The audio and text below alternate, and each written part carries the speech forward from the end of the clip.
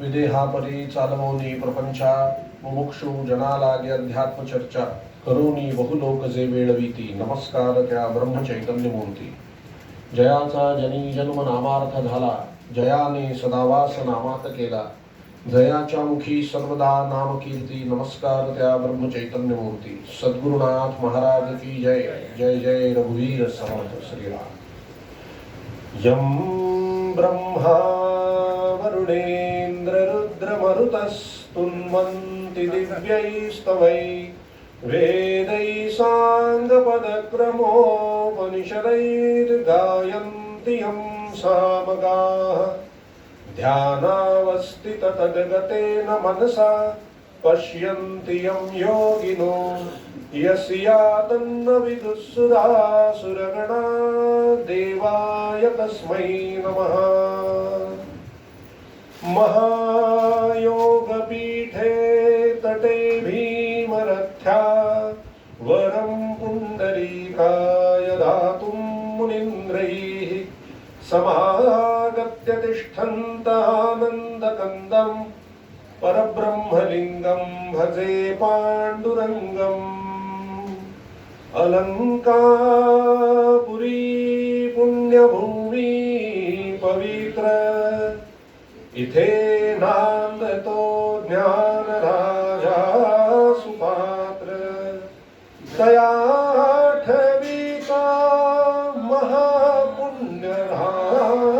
महापुण्यराशी नमस्कार माझा श्री सद्गुरु ज्ञानेश्वरासी पुंडलीक वरदा विठ्ठल श्री ज्ञानदेव तुकाराम पंढरीनाथ महाराज की जय सद्गुरुनाथ महाराज की जय जय जय रघुवीर समर्थ वसुदेव सुतं देवं कंसचाणूरमर्दनं देवकी परमानन्दं कृष्णं वन्दे जगद्गुरुं गोपाल कृष्ण महाराज की जय राजाधिराज रामचंद्र महाराज की जय पवन सुत हनुमान की जय उमापति महादेव की जय अम्बे मात की जय दुर्गा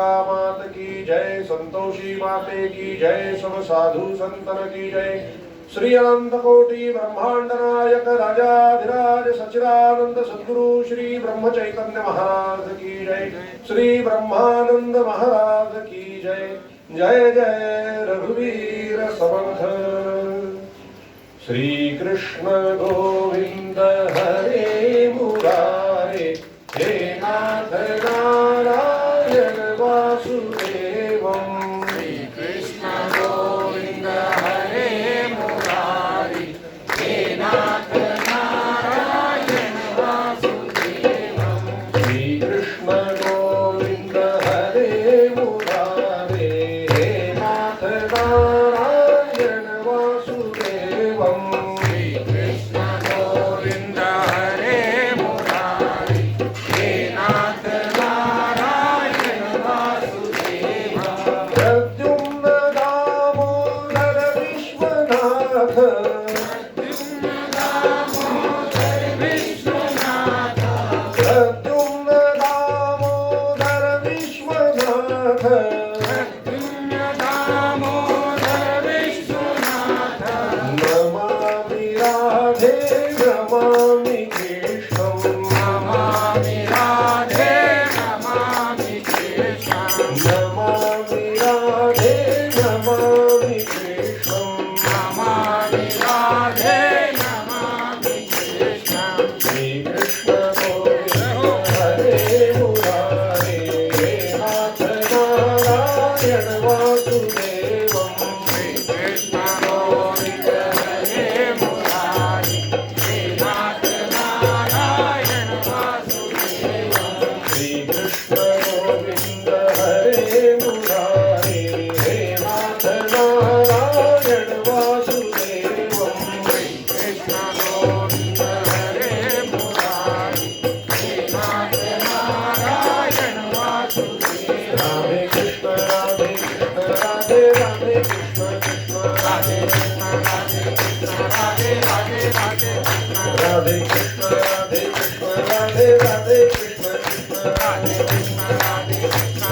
राधे कृष्ण राधे कृष्ण राधे राधे कृष्ण कृष्ण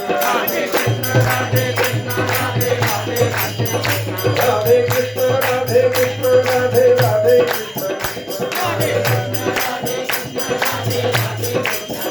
राधे कृष्ण राधे कृष्ण राधे राधे कृष्ण राधे कृष्ण राधे कृष्ण राधे राधे कृष्ण कृष्ण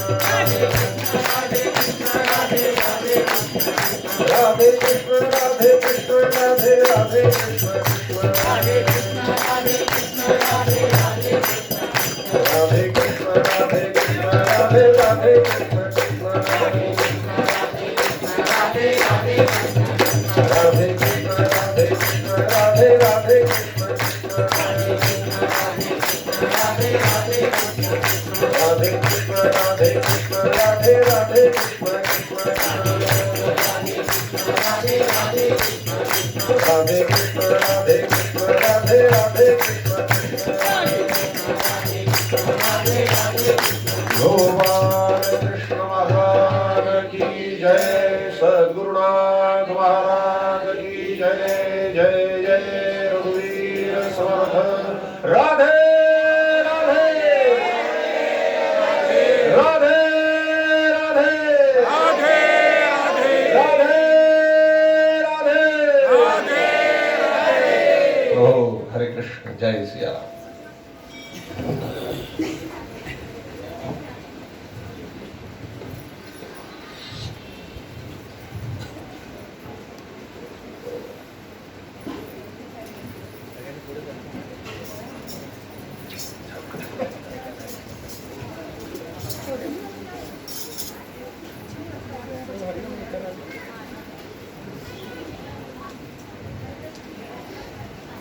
प्रभु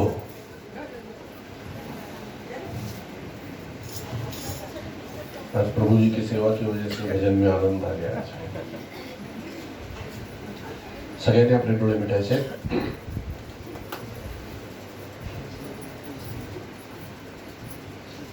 डोळ्यासमोर श्री क्षेत्र पंढरपूर मुख्य मंदिर परमपिता पांडुरंग परमात्मा यांच्या समोर यायचे। त्यांच्या चरणी असंख्य तुलसीपत्र आणि फुलं व्हायचे आणि नमस्कार करायचा आहे। त्यांच्याच पाठीमागे उभ्या असलेल्या रुक्मिणी माता, सत्यभामा माता, राधा माता यांच्याही चरणी फुलं व्हायची आणि नमस्कार करायचा आहे। पुन्हा परत फिरून परमपिता पांडुरंग परमात्मा यांच्या समोर यायचंय। त्यांच्या चरणी आपलं मस्तक नत करायचं आणि प्रार्थना करायची। हे प्रभू, हे दयानिधे, या संसार सागरातून लवकर आमचा उद्धार कर। आम्हाला संतती, संपत्ती इत्यादी ऐहिक सर्व सुख प्राप्त होऊ दे आणि दया, क्षमा, शांती, विवेक, वैराग्य, आनंद, उत्साह, प्रेम इत्यादी पारलौकिक सर्व गोष्टी आम्हाला प्राप्त होऊ दे। आम्हाला इहलोक आणि परलोक दोन्ही साध्य होऊ दे, दोन्ही प्राप्त होऊ दे।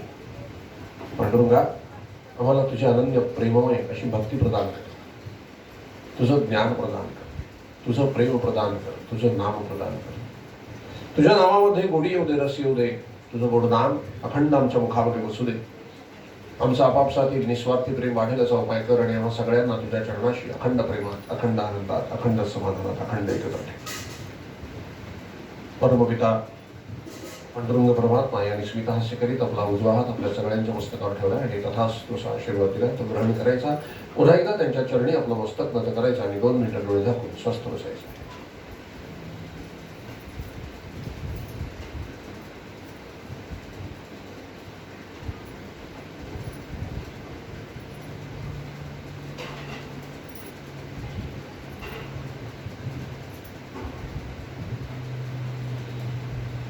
जानकी जीवन स्मरण जय जय राम। श्री सद्गुरुनाथ महाराज की जय। जय जय रघुवीर समर्थ श्रीराम। महावैष्णव संत भगवान श्री ब्रह्मचैतन्य महाराज, श्री ब्रह्मानंद महाराज आणि श्रीमद भागवत कथा ऐकण्याकरता जमलेले सर्व प्रिय भाविक जन, कल हमने प्रभु की सब बाल लीलाएं देखी। आज 2-3 और कथाएं देख लेते हैं प्रभु की। आज समारोह का दिन है। भागवत कथा कभी समाप्त नहीं होती, भागवत कथा का समारोह होता है। हरि अनंत हरि कथा अनंता, कहहि सुनहि बहु विधि सब संता। जो कहकर खत्म हो जाए वो हरि कथा हो ही नहीं सकती। हरि कथा अनंत है, हरि भी अनंत है तो उनकी कथाएं भी अनंत होती है। कितने भी साल हो जाए वो उतनी ही नई लगती है। यही भागवत अगर एक हफ्ते बाद फिर से मैं करूं तो भी सब कहानियां नई लगेगी। यही प्रभु की कथाओं में आनंद है, यही विशेषता है प्रभु की कथाओं की। तो सोचो उनकी कथाएं नित्य नूतन नवीन हो सकती हैं तो प्रभु कैसे होंगे? प्रभु कैसे होंगे? हर पल कुछ नया, हर पल नया, हर पल नया। और अगर हम प्रभु की भक्ति करें और उनमें ही संलग्न हो जाए तो हम भी कैसे हो जाएंगे?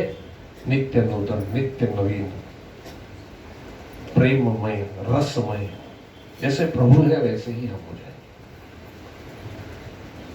हम अभी पुराने हैं, बासी हैं, वही प्रपंच की कथाएं लेकर बैठे हैं। प्रपंच की कथाएं कितनी भी पुरानी हो जाए उसमें कोई मजा नहीं आता। तो प्रपंच की कथाएं नहीं कहनी चाहिए और ना ही करनी चाहिए। प्रभु की ही कथा करनी चाहिए और प्रभु की ही कथा सुनने लायक है, उसी को सुनना चाहिए। तब जाकर हम भी प्रभु के जैसे नित्य नूतन नवीन हो जाएंगे। प्रभु बड़े हुए, गोकुल में बहुत आनंद की अवस्था। नंद बाबा भी बहुत खुश हैं, यशोदा मैया भी बहुत खुश है। प्रभु की बाल लीलाएं हो रही हैं। बहुत सी शिकायतें माँ यशोदा को आने लगी कन्हैया के विषय में। एक दिन मैया गुस्सा हो गई और कन्हैया से कहा, कन्हैया तू तो बहुत तंग कर रहा है मुझे, तेरी शिकायतें सुन सुन कर मैं अभी बहुत उदास हो गई हूँ, बहुत निराश हो गई। तुझसे मैं क्या अपेक्षा रखूं? कितनी बार मना किया है बाहर ना जाकर, चोरी ना कर। घर में कुछ कम पड़ो है जो बाहर जाके चोरी कर रहे हो है? भैया मैंने माखन नहीं खाए। ये सब तुझसे झूठ बोल रहे हैं। तुम मुझसे बहुत प्यार करती है ना, इन लोगों से देखा नहीं जाता। ये हमारे रिश्ते को बिगाड़ने की कोशिश कर रहे हैं। एक गोपी ने तो यहां तक कह दिया कि तू तो मेरी सगी मां है ही नहीं, तू तो मेरी सौतेली मां है। भैया की आंखों में पानी आ गया। कौन कहता है ऐसे? एक गोपी कह रही थी, नारे कन्हैया तू तो मेरो है, तू तो मेरो है, मेरा सगा पुत्र है तू, उनकी बातों पर ध्यान मत दे। अच्छा भैया मैं बाहर खेलने जाऊं? हाँ जाओ। ब्लैकमेल। फिर से कन्हैया बाहर निकले और 2-3 जगहों से शिकायत आई कि अभी अभी हमारे घर में घुसकर कन्हैया ने फिर से मटकी फोड़ी है और माखन खाया है।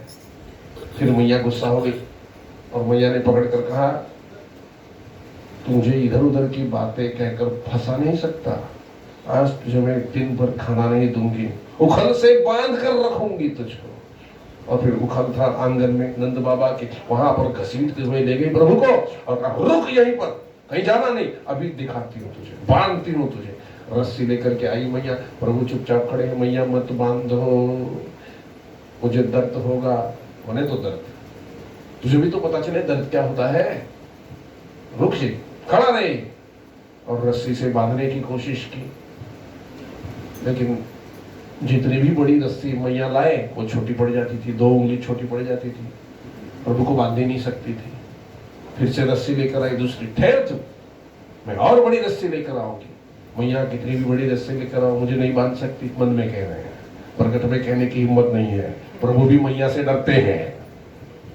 फिर बड़ी रस्सी लेकर के आई मैया, फिर से बांधने की कोशिश की, नहीं बांध सकी, थक गई। सभी गोपियों के घर में गई, तुम्हारे घर से रस्सी लाओ, बड़ी बड़ी रस्सियां, सब रस्सियां जोड़ करके एक बड़ी रस्सी बनाई और फिर कन्हैया को बांधने की कोशिश की, लेकिन कान्हा बांधा नहीं जा सकता। नारद जी कहते हैं, मैया किसे बांध रही है? जो निर्गुण है, निराकार है, जिसका कोई आकार ही नहीं है, संकल्प से जो शरीर लेते हैं और संकल्प से उसका त्याग करते हैं, जो पूरे विश्व में भरे हुए हैं, उसे मैया तुम कैसे बांध सकती हो? प्रयास कर करके मैया थक गई और एकदम आंखों में से पानी आ गया, रोने लगी।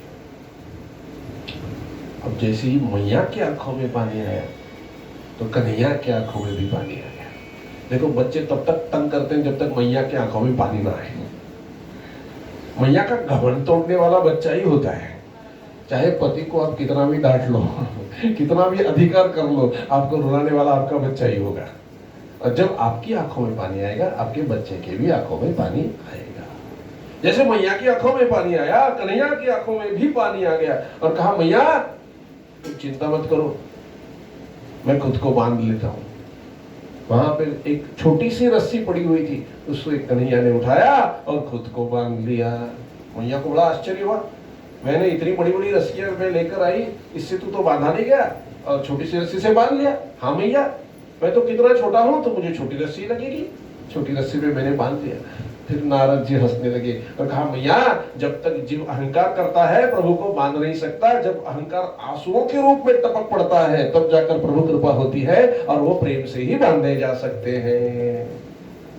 हमें अगर लगता है कि कोई साधना की कर करके हम प्रभु को प्राप्त कर लेंगे तो वो हो नहीं सकता। देखिए साधना किस लिए करनी है? कोई भी साधना अगर आप करो तो प्रभु की प्राप्ति नहीं होती। नहीं तो साधना का ही अहंकार हो जाता कि मैंने इतनी बड़ी साधना की है इसलिए प्रभु आपने दर्शन दिया है और इसीलिए आप मुझको प्राप्त हुए हो मेरी साधना की वजह से। तो ये साधना का अहंकार हो जाएगा। तो किसी भी साधना से जो है प्रभु वश में नहीं आते। इतने बड़े बड़े ज्ञानी हैं, इतने बड़े बड़े योगी हैं, हजारों साल से तपस्या कर रहे हैं, तो क्या उनको प्रभु वश में हुए हैं? नहीं हुए। क्या प्राप्त हुए? नहीं हुए। उनका स्तर अवश्य बढ़ता है, तपस्या करने से चित्त की शुद्धि होती है, आपका स्तर बढ़ता है, आत्मा का विकास होता है, ये सब कुछ हो जाएगा, किंतु प्रभु का दर्शन नहीं होगा। और जब तक प्रभु का दर्शन ना हो, जब तक प्रभु की प्राप्ति ना हो, किसी भी साधन का कोई भी उपयोग नहीं है। तो साधना किस लिए करनी चाहिए? प्रभु की कृपा प्राप्त करने के लिए साधना जरूर करनी चाहिए। साधना से क्या होता है? प्रभु की कृपा होती है। और उनकी सबसे बड़ी कृपा क्या है? आपका अहंकार पूर्णतया नष्ट हो जाना। ये संतों की और प्रभु की कृपा है। अहंकार हट जाए फिर कोई प्रयास नहीं करना पड़ता, प्रभु आपके सामने खड़े हो जाते हैं। प्रभु तो आपके सन्मुख खड़े ही है, अहंकार की वजह से आप उसे नहीं देख पाते। ये मैं जो है ना, ये मैं की वजह से हम प्रभु को देख नहीं पाते। ये मैं जो है यही अहंकार है, ये अहंकार की जड़ है। जब तक ये मैं बचा रहेगा तब तक आप प्रभु सामने खड़े होकर भी उसे नहीं देख पाओगे। और देखो साधना करने से क्या होता है? आज मैं सुबह 7 बजे से दोपहर के 4 बजे तक साधना में नाम जप करते हुए बैठा था। कौन बैठा था? मैं। अहंकार है ना साधना का। जब तक ये साधना का अहंकार होगा तो कैसे प्रभु दिखाई देंगे? आज मैंने इतना भजन किया, आज मैंने इतनी तपस्या की, तो इसकी परिणति कहाँ होगी? अरे प्रभु इतने सालों से मैं आपकी तपस्या कर रहा हूँ, आप मंचा फल नहीं दे रहे। अधिकार आ जाएगा, अहंकार का अधिकार आ जाएगा। अब इन चीजों से प्रभु को वश नहीं कर सकते। प्रभु वश कैसे होंगे? कृपा से। जब अहंकार मिटेगा कि हे प्रभु देखो, बड़े बड़े संतों को आप देखना, बड़े बड़े संतों के मुख में एक ही वचन होता है। क्या वचन होता है? हमसे तो कुछ भजन नहीं बनता, कुछ प्रभु की कृपा हो जाए तो थोड़ा भजन बने, तो प्रभु की कृपा हो, हमसे तो कुछ भजन नहीं बनता। वो श्रीधर बाबा रात को 3 बजे उठते थे, दोपहर को 1 बजे तक साधना करते थे और साधना करने के बाद संतों के पैरों में गिरकर रोते थे कि हे वैष्णव जनों, मुझ पर कुछ कृपा करो, मुझसे तो कुछ साधन भजन नहीं होता। इसे कहते हैं अहंकार मिट जाना। और आपको अनुभूति भी तभी आएगी जब आपका अहंकार कम होगा। साधना में अहंकार रखोगे तो प्रभु की प्राप्ति नहीं होगी, किसी भी आनंद की अनुभूति नहीं होगी। आनंद का आभास जरूर होगा किंतु आनंद की अनुभूति नहीं होगी। अगर आनंद की अनुभूति चाहते हो तो अहंकार ही मिटाना होगा। सब की जड़, देह बुद्धि की जड़ जो है अहंकार है। और अहंकार को मिटाने का एक ही उपाय है, संपूर्ण शरणागति। पूरे गीता का सार क्या है? भगवद गीता जो अर्जुन को सुनाई उसका सार क्या है? उसे नहीं कहा। पहले तो सब साधनाओं के बारे में कहा है, श्रवण भक्ति करो, ध्यान योग करो, भक्ति योग करो, कर्म योग करो, कर्म संन्यास योग करो, भगवान के गुण अपने अंदर लाओ, गुणत्रय विभाग योग, दैवासुर संपन्न विभाग योग, सब साधनाएं बताई हैं। लेकिन आखिरी के अध्याय में आखिरी वाक्य क्या है? सर्वधर्मं परित्यज्य मामेकं शरणं व्रज। केवल शरणागति से ही प्रभु की प्राप्ति होती है, अन्य किसी भी साधना से प्रभु की प्राप्ति नहीं होती, पक्का है। जब तक साधनाएं बताई है, साधना के उपलक्ष्य में प्रश्न उपस्थित हुए हैं अर्जुन के, और प्रश्नोत्तर प्रश्नोत्तर प्रश्नोत्तर यही कार्यक्रम चला है। प्रश्न कब तक खत्म नहीं होते? जब तक ये मैं बाकी है। प्रश्न कब तक खत्म नहीं होते? जब तक अहंकार बाकी है। और जब प्रभु कहते हैं सब छोड़ो, सर्वधर्मं परित्यज्य मामेकं शरणं व्रज, तुम्हारे पाप पुण्य सब मैं देख लूंगा, शरण आ जाओ, तो सारे प्रश्न खत्म हो जाते हैं। क्योंकि कर्ता का भाव नहीं होता। अहंकार में सबसे बड़ी बात क्या है कि कर्ता का भाव आ जाता है मन में, और कर्ता का भाव आना ही सबसे बड़ी समस्या है। अगर कर्ता का भाव ही नहीं आएगा तो ये भजन हो जाएगा। चाहे कोई भी कार्य आप करो, इसमें कर्ता का भाव नहीं होना चाहिए। जैसे अब मैं यहाँ पर कथा कर रहा हूँ, तो करने वाले कौन है? स्वयं प्रभु है, मैं केवल निमित्त बना हुआ हूं। सुनने वाले कौन है? आप यहाँ बैठे हो और उनके माध्यम से आप सुन रहे हो, तो वो है यहाँ पर। मैंने सुना, कहते ना, इतने साल हम सत्संग कर रहे हैं, कौन कर रहा है? मैं कर रहा हूं। तो सत्संग के बाद भी ये मैं टिका हुआ है। इस सत्संग से ही धीरे धीरे मैं की भावना खत्म होगी। तो श्रवण भक्ति सबसे श्रेष्ठ क्यों कही गई है? क्योंकि यहाँ पर आपका कर्ता भाव जरा भी नहीं टिकेगा। आपको कुछ चाहिए, आप कुछ कर ही नहीं सकते, खाली बैठ के आपको सुनना है बस। और सुनते सुनते सुनते सुनते आपके ये ध्यान में आ जाएगा कि मेरा इसमें कोई कर्तापना है ही नहीं, कर्तापन है ही नहीं, कर्ता का भाव है ही नहीं, मुझे तो खाली सुनना है। और वो भी प्रभु की कृपा हो तो सुनाई देगा। नींद लग गई तो सुन नहीं सकते, नींद आ गई तो सुन नहीं सकते हैं। उन्हीं ने जगा कर रखा हुआ है, इसलिए कथा हो रही है तो मैं उसको सुन रहा हूँ। प्रभु की कृपा से ही हम कथा सुनते हैं। कान बहरे हो जाए तो कथा नहीं सुन सकते। कान उन्होंने अभी तक ठीक रखे हुए हैं, इसलिए हम कथा सुन रहे हैं। तो सत्संग श्रेष्ठ क्यों है? क्योंकि सत्संग में श्रवण होता है। सभी 9 प्रकार की भक्ति जो है वो श्रवण भक्ति में आ जाती है। कीर्तन होता है, श्रवण होता है और स्मरण होता है। सबसे श्रेष्ठ भक्ति अगर कोई है तो स्मरण है, क्योंकि स्मरण भक्ति से ही प्रभु की प्राप्ति है और वो सत्संग में बिना आयास हो जाती है। इसलिए सत्संग साधना श्रेष्ठ है। कर्ता भाव नहीं होना चाहिए। जब प्रभु के समीप बैठकर, सामने बैठकर आप रोगे कि प्रभु मेरे कुछ करने से आपकी प्राप्ति नहीं होगी, आपकी प्राप्ति केवल आप ही की कृपा से होगी, तो हम पर कृपा कीजिए, साधना कीजिए कृपा प्राप्त होने के लिए। जैसे ही आप प्रभु की कृपा प्राप्त कर लोगे, प्रभु की प्राप्ति आसानी से हो जाएगी, क्योंकि अहंकार बीच में से हट जाएगा। यही किया यशोदा मैया ने, रोने लग गई क्योंकि उसके ध्यान में आ गया मैया की कि मेरे करने से कुछ नहीं होगा, ये तो बांधा भी नहीं जा रहा। मैंने कितना प्रयास कर लिया, कितनी रस्सियां मैंने एक साथ ले ली, इतनी बड़ी रस्सी बना करने के बावजूद भी मैं कन्हैया को बांध नहीं सकी। फिर रोने लगी, और रोने लगी तो अहंकार का पर्दा दूर हट गया। फिर प्रभु ने खुद को बांध लिया, और जैसे ही प्रभु ने खुद को बांध लिया, मैया कहती अब यहीं पर खड़ा रहे, ऐसे ही बंधा रहे दिन भर, तुझे कुछ खाने के लिए नहीं दूंगी, ऐसे ही बंधा रहे। और मैया निकल गई। बाकी गोपियां कह रही है, अरे यशोदा इतना जुल्म मत कर, कान्हा कितना छोटा सा है, तुम लोग बीच में मत बोलो, तुम्हें ने सब शिकायतें की है ना, तो अब उसे मैं डांट रही हूँ, प्रताड़ित कर रही हूँ, तो बीच में मत आओ, जाओ तुम अपने अपने काम करो, जाओ। सब लोग अपने अपने घर गए। कन्हैया अकेले उखल के साथ बंधे हुए खड़े थे। उतरे में नारद जी आगे, नारायण नारायण नारायण। अरे प्रभु ये क्या अवस्था है आपकी? प्रभु हंसने लगे। प्रभु ने कहा आपको भी आना है? नहीं नहीं मैं यही ठीक हूं, लेकिन ये क्या लीला है? क्यों आप जानते नहीं हो, इन वृक्षों का भी तो उद्धार करना है। इन वृक्षों का क्यों? आप ही ने तो श्राप दिया था, भूल गए? वहां पर आंगन में 2 बड़े वृक्ष थे, यमला अर्जुन नाम के वृक्ष थे। नारद जी आप ही ने तो श्राप दिया था इनको, ये तो कुबेर के पुत्र हैं, नल कुबेर और मणिग्रीव इनके नाम है।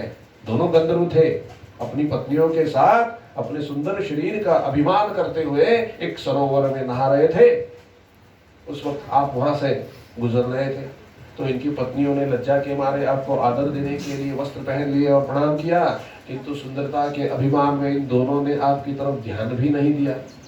तो आपको लगा कि ये कितने उन्मत्त हो चुके हैं अपनी सुंदरता के घमंड में, अगर इनके लिए कुछ किया न जाए तो इनका जन्म तो असफल हो जाएगा। तो उनके जन्म को सफल करने के लिए इनके उद्धार कैसे होगा ये सोचकर आपने उनको श्राप दिया कि जाओ वृक्ष हो जाओ, जिस सुंदर शरीर का तुम्हें अभिमान है उसी सुंदर शरीर से सब कुछ अब आप सहन करो। वर्षा सहन करो, ठंडी का मौसम भी सहन करो, ग्रीष्म ऋतु का कोप भी सहन करो, सब कुछ सहन करो, तब जाकर शरीर का अभिमान जाता रहेगा। देखो, सहन करने से मैं शरीर हूं ये भावना मिटती है। संकट आते हैं तो मैं शरीर हूं ये भावना मिटती है। प्रभु से संकट, कुंती माता ने प्रभु से संकट मांगा है। क्यों? संकट मांगने से ही तकलीफ होती है, तकलीफ आने से ही मैं शरीर हूं ये भाव मिटता है। सुख साधनों से ये भाव पुष्ट हो जाएगा, ये मिटेगा नहीं। इसलिए सब संत जो है वो अव्यवस्था में होते हैं, किसी भी प्रकार से खुद की व्यवस्था नहीं करते, ना कुछ मांगते हैं ना खुद की व्यवस्था करते हैं। छोटे से झोपड़ी पे पड़े रहते हैं और टूक मांग कर खाते हैं, क्योंकि अभिमान ना आए। और किसी भी वस्तु का संग्रह नहीं करते हैं, क्योंकि तभी इस तरह से तपस्या करने पर ही भाव मिटेगा, अहंकार का भाव मिटेगा। तो उनका उद्धार करने के लिए हे नारद जी आपने उन्हें श्राप दिया और ये दोनों वृक्ष बन गए। फिर भी इन दोनों को बड़ा पश्चाताप हुआ, आपके पैरों में दोनों गिरे और क्षमा याचना करने लगे। फिर आपने उनसे कहा कि चिंता ना करो, द्वापर युग में भगवान श्री कृष्ण के हाथों आपका उद्धार होगा। और हे नारद जी, अब वही अनुकूल समय प्राप्त हुआ है। फिर प्रभु लीला करते करते उन पेड़ों के पीछे गए, उखल को खींच खींच कर गए और दोनों वृक्षों के बीच से प्रभु बाहर निकले, उखल को अटका दिया दोनों पेड़ों में और थोड़ा सा खींचा, एकदम से भारी भरकम आवाज हुई और दोनों पेड़ नीचे गिर गए। दोनों पेड़ जैसे ही नीचे गिरे, उनमें से दो उज्जवल गंधर्व प्रकट हुए, दिव्य गंधर्व प्रकट हुए, जिनका नाम मणिग्रीव और नरकुबेर था। दोनों ने प्रभु को प्रणाम किया, नारद जी को प्रणाम किया और वो अपनी योनि में, गंधर्व योनि में मिल गए, मुक्त हो गए, दोनों मुक्त हुए। नारद जी ने प्रभु को धन्यवाद किया, प्रभु का दर्शन किया और नारद जी भी वहां से चले गए, क्योंकि अभी मैया आने वाली है। वृक्ष तो गिरे पड़े हैं, मेरे लाला को क्या हुआ, मेरे लाला को क्या हुआ, मेरे लाला को लगी तो नहीं। रोते रोते आई और कन्हैया मैया को देख के रोने लगा, मैया मैं कितना डरा हुआ हूँ, देखो वृक्ष नीचे गिर गए, मुझे कुछ हो जाता तो। मैया रोने लगी, मेरी गलती है, मुझे बांधना नहीं चाहिए था यूं। नंद बाबा आए, मैया को डांटने लगे, अरे तुम्हें कुछ समझता है नहीं, बच्चे को बांध दिया, बच्चा भूखा है सुबह से। मैया बड़ी भूख लगी है, अच्छा चलो मैं तुम्हें खाना खिलाती हूँ। ले गई मैया उठाकर। ये नटखट है। एक बार एक भक्त ने ऐसी जिद पकड़ ली, कन्हैया के मंदिर में पुजारी थे, जिद पकड़ ली, ये सत्य घटना है। और कहा कि लोग मुझे चिढ़ाते हैं कि क्या भक्ति करते हो, क्या भक्ति करते हो, मुझे तो तुम दिखाई देते हो, इन लोगों को दर्शन क्यों नहीं देते। तो देखो, भक्तों को भी बड़ी ठसक होती है भक्ति की, वो किसी की परवाह नहीं करते, वो भक्ति की ठसक होती है। अब देखो, अगले 7 दिन का वक्त मैं तुम्हें देता हूं, कन्हैया कृष्ण को कहा, मूर्ति को कहा, वहां पे उससे भगवान दिखाई देते थे। 7 दिन का वक्त देता हूं, 7 दिन के अंदर गांव वालों को दर्शन दो, अन्यथा मैं तुमसे रूठ जाऊंगा। ठसक में कह दिया। अब भगवान किसी से नहीं डरते, भक्त से जरूर डरते हैं। लेकिन प्रभु प्रकट हुए, भगवान श्री कृष्ण ने कहा, अरे तुम तो मेरे भक्त हो, तो मुझे देख सकते हो, इनके पास मुझे देखने वाली आंखें भी नहीं है। अगर मैं इनके सामने प्रकट भी हो जाऊं तो वो यही कहेंगे कि ये भगवान नहीं है। ऐसे कैसे हो सकता है प्रभु, आप तो कुछ भी कर सकते हो। हाँ, कर तो सकता हूं, किंतु उनकी मान्यता में ही नहीं आए तो मैं क्या करूं।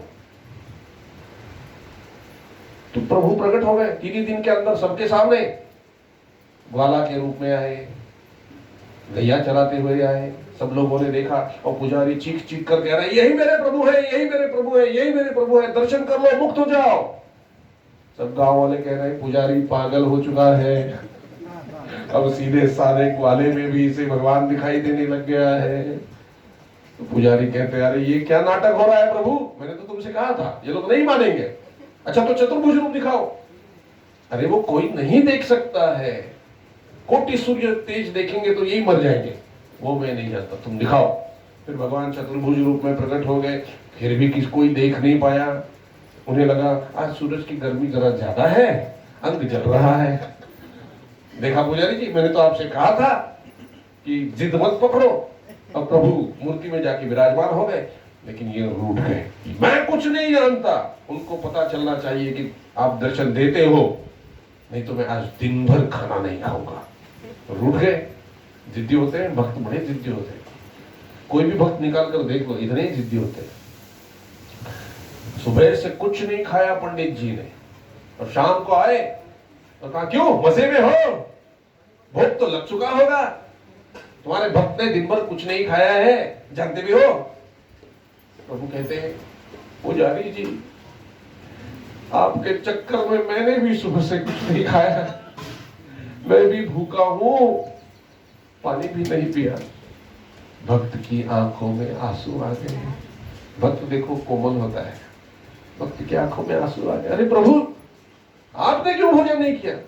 अरे जब तुम भोजन नहीं कर रहे तो मेरे गले के अंदर कैसे जाएगा कोई भी अन्न का कण, मैं नहीं खा सकता, तुम्हारे बगैर मेरा जी नहीं लगता। बहुत मीठे बात करते हैं, तुम्हारे बगैर मेरा जी नहीं लगता, अगर तुम नहीं खाओगे तो मैं भी नहीं खाऊंगा। अरे ऐसे मत करो प्रभु। पंडित जी जल्दी भोजन की थाली ले आओ, मुझे बड़ी भूख लगी है। अरे इंतजार करो, अभी तो भोजन बन रहा है, 12 बजे के बाद मिलेगा। कन्हैया कहने लगे पुजारी जी देखो दिन भर मैंने कुछ नहीं खाया है, मुझे तो बड़ी भूख लगी है। तो पंडित जी जल्दी जल्दी सब गांव में गए, घर में गए, और लोग पागल ही कह रहे थे पंडित जी, अरे चलो भले मुझे पागल कहोगे तो मुझे कुछ दे दो खाने के लिए, मेरे प्रभु को बड़ी भूख लगी है। लोग हंस रहे थे, अरे मूर्ति भी कभी खाना खाती, अरे हाँ बाबा मैं पागल ही हूँ, तुम दो तो सही। तो सबने दिया खाना, और फिर प्रभु को लेकर गए भगवान। पंडित जी ले गए और भगवान को लो प्रभु खाओ, थोड़ा तो खाओ। पंडित जी आप भूल गए, जब तक आप खाना नहीं खाओगे मैं भी नहीं खाऊंगा। अच्छा बाबा खाता हूँ। फिर एक टुकड़ा पाया है पंडित जी ने, और थाली आगे कर कर कही प्रभु अब तो खाओ। हाँ अब मैं खाता हूँ, 1 2 3, अरे रुको मैं भी भूखा हूँ, पंडित जी कहने लगे, अकेले ही खाने लग गए। फिर दोनों ने मिलकर साथ भोजन किया, ये है मेरे प्रभु।